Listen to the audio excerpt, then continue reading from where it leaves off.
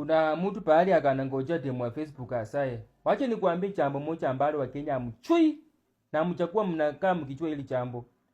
Mimi ni pastor na kwa hivyo wanazungumza jambo ambalo liko straightforward na mambo ambayo yanafanya aje yanaonekana.